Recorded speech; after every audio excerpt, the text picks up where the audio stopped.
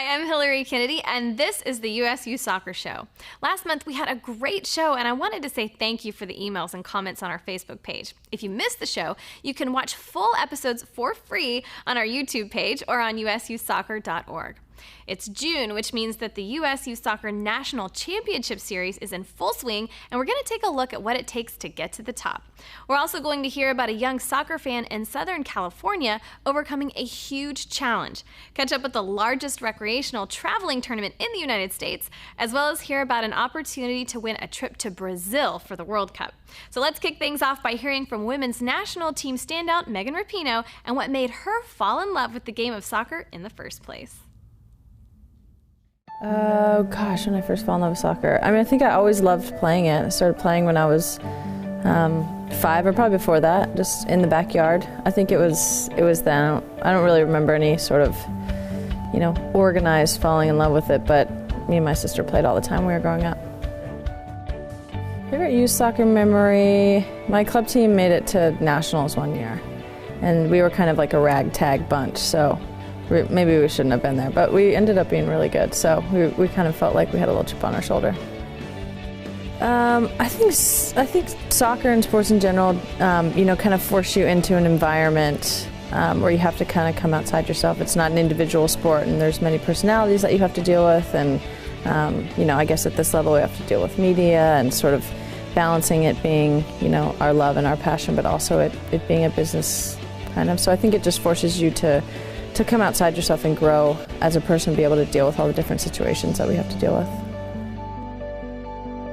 I would say the coolest experience, World Cup and Olympic finals, both for different reasons, I think. The World Cup is sort of the holy grail of soccer, so to be able to walk out and play in a final like that was amazing. The Olympics, obviously we won, so that was a little bit better. And playing the historic Wembley and have it be, near capacity was something that was pretty special. Coolest experience soccer's given me off the field, I think just the ability to travel all over. We don't get a lot of time when we travel, but usually we'll have 1 or 2 days to kind of bomb around the cities that we're in and explore all over. When I was, I think it was 18 or 19, I had a Youth World Cup in Thailand. And I haven't been back since. I would love to go back, but we kind of got to travel 3 or 4 different cities around Thailand. That was pretty amazing. I just want to say congratulations, happy 40th anniversary for USU Soccer.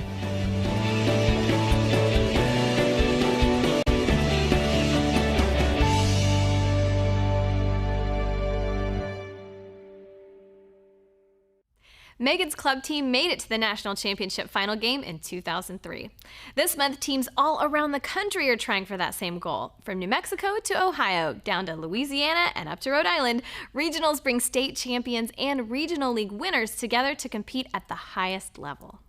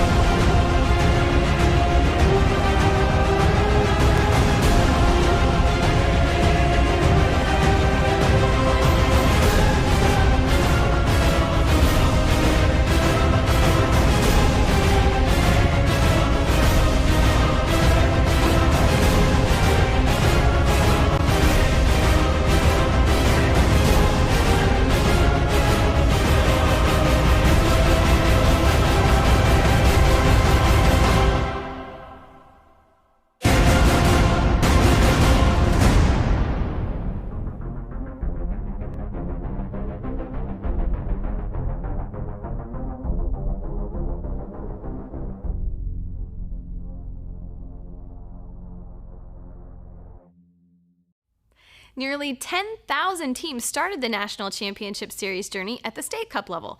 If you know a team or a player you want to follow through the series, check out championships.ususoccer.org, where we'll have daily stories, photos, and videos from the regional events. If you can't wait till the end of the day, follow us on Facebook or Twitter at USYSNCS, where there will be constant updates. Next month will mark the 2014 National Championships, where the best 96 teams in the country will showcase their skills.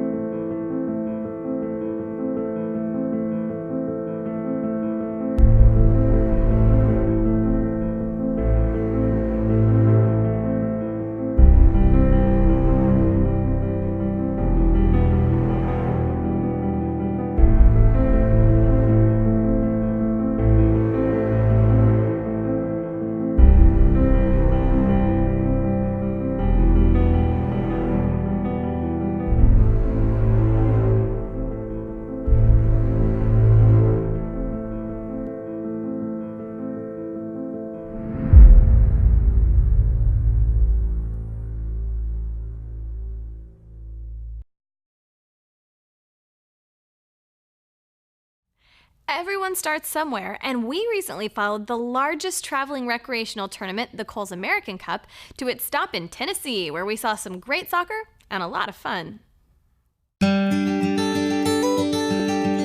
Recreational soccer gives back to players. It's a chance for players to come out with not a lot of pressure to come out to like a competitive environment. They come out, they have fun, be with their friends, and just to enjoy everything that goes on in the game.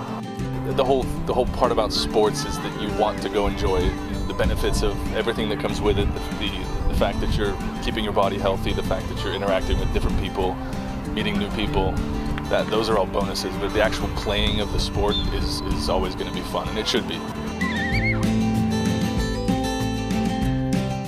Giving back to these children, they deserve every best possible opportunity they can have. And I think getting them out here in this environment is one of them. So it's not baseball. You don't have to have a bat. And, it's not football. You don't have to have a helmet. Anybody can come out and play this. So I think it's important to keep this game going so everybody can come play. I think there's so many kids nowadays that are doing so many things that don't involve running around outside. So this is a great opportunity for them to keep in shape, keep fit, and grow in that kind of spirit of team spirit, right? I love watching my kids do anything, but I love watching them explore kind of that confidence, to be independent of their parents and get out there and compete independently and as a team. And I love watching us celebrate when we win and comforting them when we lose. It's super fun. If you want to get better, you have to work at it. So you get out of it what you put into it, and also just the value of teamwork, especially in the last couple of years as he's become a little older, a little more physical. You have to play as a team. You can no longer just dribble around five guys and go score. It has to be, you have to go and work with your teammates and play the game the right way. And then there's a reward to that if you do learn how to play the game, and if you do learn how to do something right and spend time on it, then you do get rewarded for it. So that's a lot of value in other areas of life too. It brings a lot of girls together that might not have something in common, but soccer kind of has brought them together in a unique way and built some friendships that might not have happened otherwise, which has been fun. And two, just again, pulling together as a team and building up your teammates when they maybe don't do as well as they wanted, complimenting them anyway, cheering them on, all of that carries over in every aspect of what you do as you grow up. So.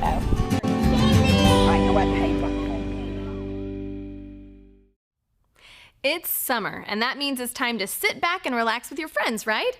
Not if you want to play collegiate soccer someday. USU Soccer teamed up with The Sports Source, an online collegiate counselor that gives families the tools they need to begin planning for the future. You can start planning for your future right now, even if you're just a freshman. Here's former college coach and current USU Soccer Director of Coaching, Sam Snow, to give you a tip on what you can be doing right now.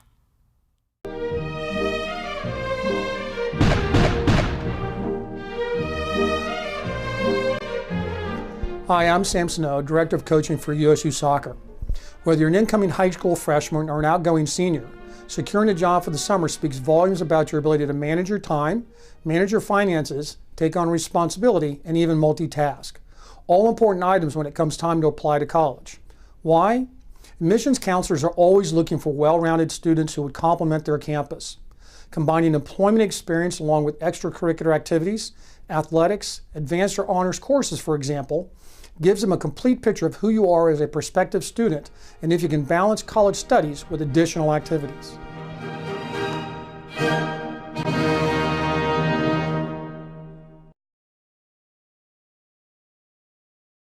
For more great tips, check out college planning under the Player tab on ususoccer.org. Don't forget, you can always find us on Facebook, Instagram, or Twitter, where we're always giving away free stuff, posting action shots, and more. Make sure you like us on Facebook, follow us on Instagram for great photos, and on Twitter for the latest news and more. Well, it's time now for a break. When we return, we'll hear about a soccer player who, after losing his leg, is getting back out on the field. We'll also hear about Kick for Life, an organization making a difference in the world with your help. Catch up with a little World Cup trivia and much, much more. All this when we return to the USU Soccer Show. Hi, and welcome back to the USU Soccer Show. This month kicks off the biggest celebration of soccer in the world, the FIFA World Cup. Did you know that the World Cup wasn't always called the World Cup? You think you know it all? Well, let's see with a little World Cup trivia.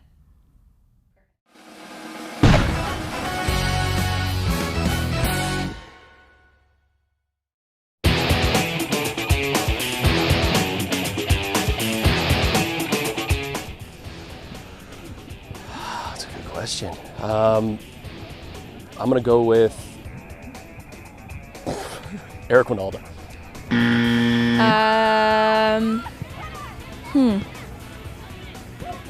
Recently? All time.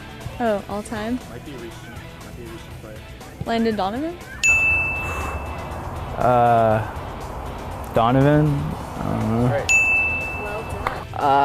Landon Donovan.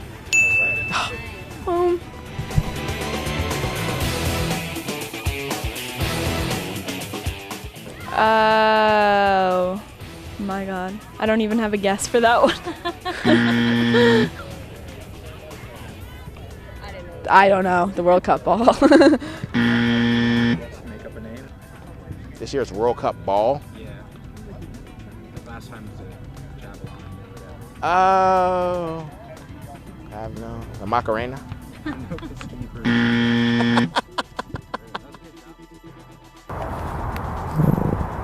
Bazooka?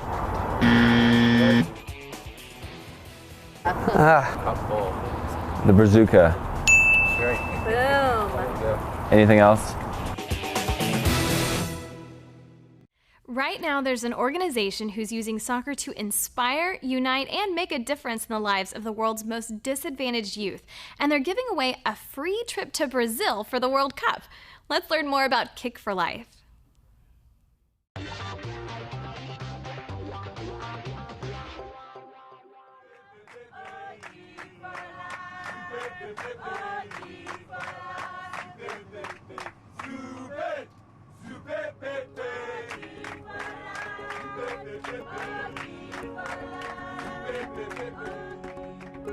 The All-Stars Tour is a charity challenge with a difference. We started the All-Stars Tour because of the amazing impact of football here in Lesotho. During a typical tour, people will play 4 or 5 matches in Lesotho against local teams. That could be a group of school teachers or it could be a proper club in the Lesotho League. The Lesotho people do not want to get beaten when we come out here to play. They certainly don't want to be beaten by a load of English people, so very, very competitive. It's amazing with the kids watching, people from the villages coming along. There's a really, really friendly atmosphere. There's no shouting at the players, it's all positive. Playing football in Lesotho is something else. But I would warn anyone that pitches are not of the greatest standard. Boulders, grass in some places, no grass in others. However, I would also tell them that it would probably be the most beautiful setting they will ever play football in.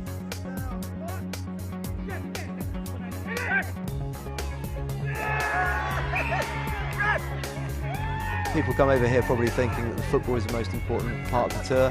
By the end of it, the part they've enjoyed most is working with the children, getting across messages that can stop them from making decisions that can lead to HIV infection. So we have a curriculum called the Kick for Life curriculum, which contains around 80 activities on health education and life skills. 1 in 4 adults in Lesotho have HIV, and they have to live with it on a daily basis. We take a full day, and we just learn the activities. We go through them, we act them out ourselves. We train the participants in 3 of those activities. One of them is called Find the Ball. We're going to pretend whoever's got the ball has got HIV. Do you understand? Yeah? Find the ball! Find the ball! Find the ball! Find the ball! When you're passing the ball behind people's backs and you can't see where the ball ends up. And ultimately, it's to get the children thinking and to educate them that you can't tell someone's got HIV just by looking at them. Have you got the ball?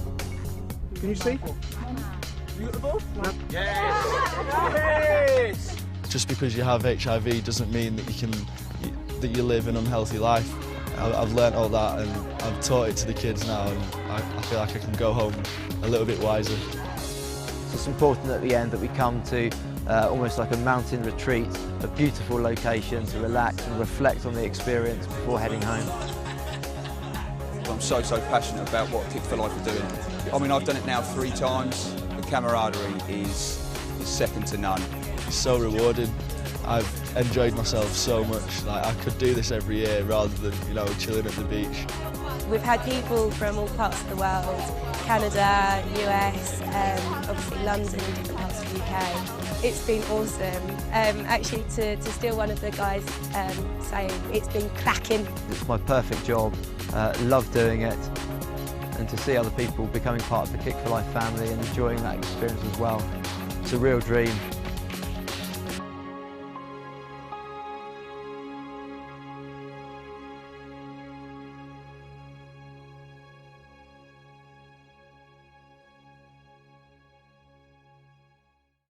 Kick for Life is a nonprofit organization that uses the unique power of soccer as a tool for social change in Africa. The best way for you to get involved is to join one of their All-Stars soccer tours with the chance to play soccer and to help with the delivery of their health and education programs. For more information, visit kickforlife.org. All right, it's that time again. MLS superfan and star of the hit TV show 30 Rock, Judah Friedlander, is sharing some of the awesome and unusual stories of MLS history with our viewers. Let's sit back and enjoy a little MLS Storytime Theater.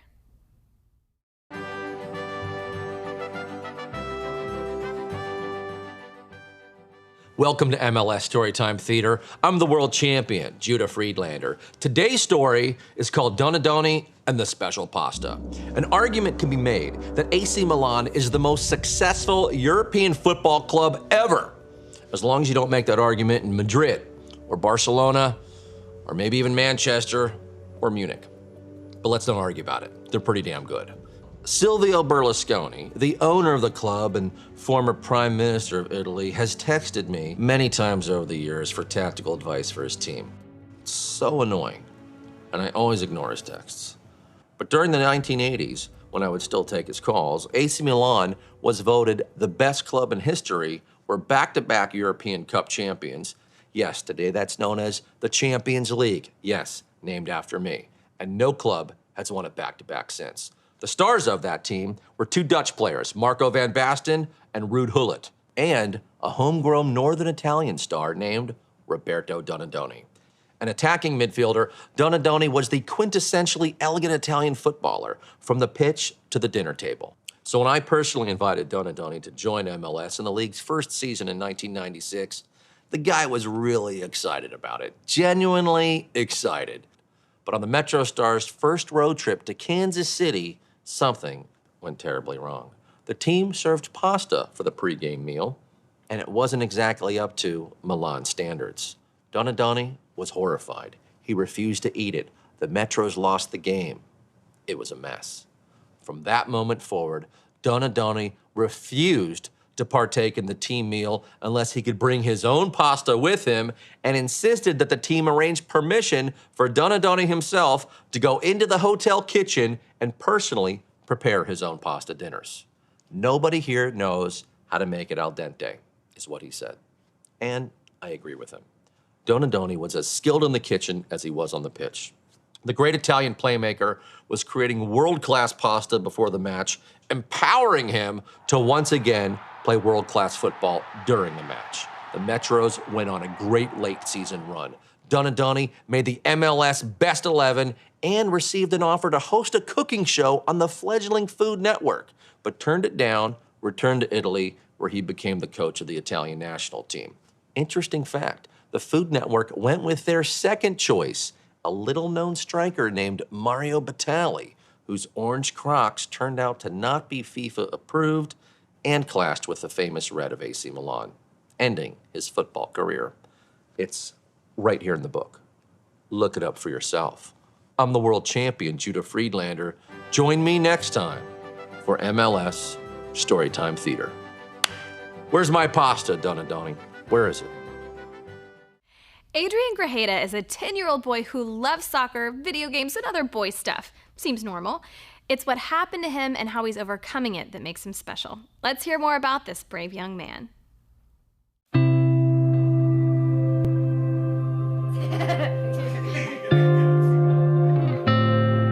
My name is Adrian Grajeda. I am 10 years old, and I love to play soccer. Adrian is the kind of kid everyone loves. He's friendly, outgoing, he's a great student, and a great person. I love playing soccer because you get to hang out with your friends. You have to put in a lot of effort to try and win, and it's a great sport. Adrian's love for soccer began when he was about 5 years old. His dad is a former soccer player and all of his in-laws, so it's in the blood for sure.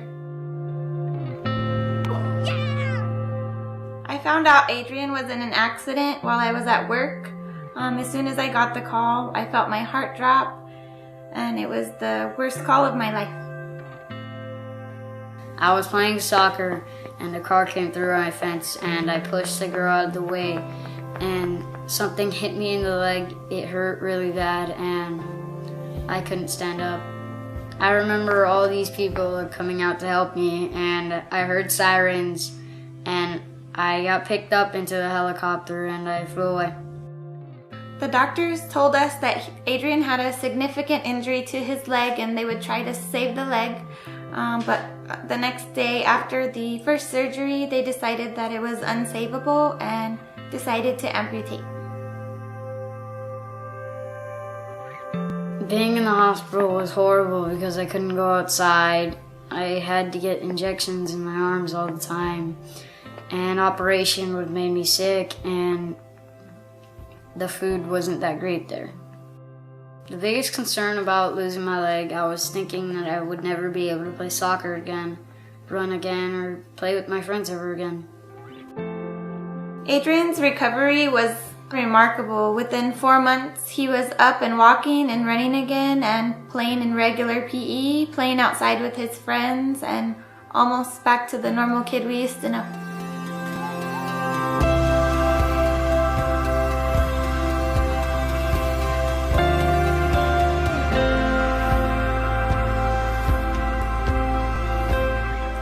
Seeing Adrian play with his friends again makes us very happy, and we are very grateful to have him here still with us, being able to play and live a normal life. I still play soccer with my friends a couple times a week, even with my prosthetic legs. I run around with them, and it's a lot of fun, and I hope to get on a team this year.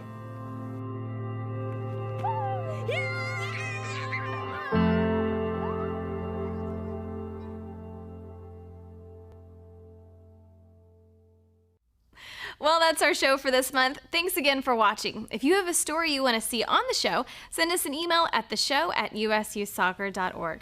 To watch this and previous shows, check out our YouTube page at youtube.com/ususoccer.